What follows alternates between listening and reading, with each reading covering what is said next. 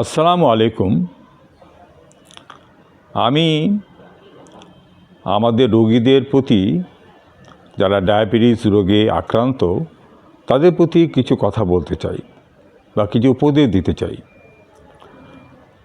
আমার পরামর্শ হচ্ছে যে আপনারা যারা ডায়াবেটিসে আক্রান্ত বা ডায়াবেটিস রোগে ভুগছেন, তাদের কর্তব্য হবে যে আপনারা একটা নিয়মতান্ত্রিকভাবে আপনাদের জীবনটাকে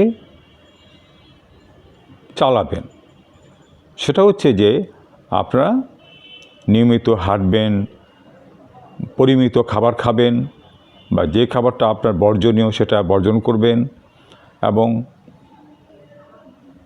সঠিক নির্দিষ্ট সময়ে আপনি কয়েকদিন পর পর আপনি আপনার সুগারের মাত্রাটা নিজেই বাসায় পরীক্ষা করে দেখবেন।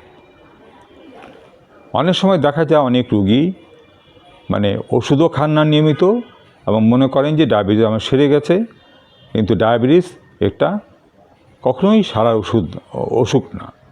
এটা সারা জীবন আপনার থাকবে এবং আপনাকে নিয়মিত ওষুধ খেয়ে যেতে হবে। আপনি যদি ওষুধ বন্ধ করে দেন তাহলে কিন্তু সমস্যা হবে। এবং তখন হবে কি, আপনাকে যদি একটা হচ্ছে যে 30 বছরের নিচে যাদের বয়স, তাদের হলো insulin dependent diabetes, type 1 diabetes. একটা হচ্ছে টাইপ 2 ডায়াবেটিস, যেটা ইনসুলিন নন ডিপেন্ডেন্ট ডায়াবেটিস। তাদের কোনো ইনসুলিন লাগে না, তাদের ট্যাবলেট খেলেই চলে বা কোনো ওষুধ খেলেই চলে। তো সেখানে দেখা যায় যে আপনারা এই ডায়াবেটিসটাকে আপনারা ঠিকমতো মেনটেন করেন না, সে মতো ওষুধ খান না, মনে করেন ডায়াবেটিস আমার সেরে গেছে। তখন দেখা যায় ডাক্তার আপনাকে একসময় ইনসুলিন অ্যাডভাইস করে থাকে। তা আপনার ইনসুলিন যাতে অ্যাডভাইস না করেন ডাক্তার, আপনার ডায়াবেটিসটাকে আপনার নিয়ন্ত্রণে রাখতে হবে।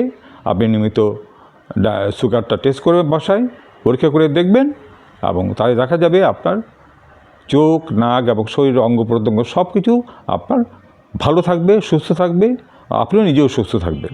আজকে এই পর্যন্তই। আল্লাহ হাফেজ।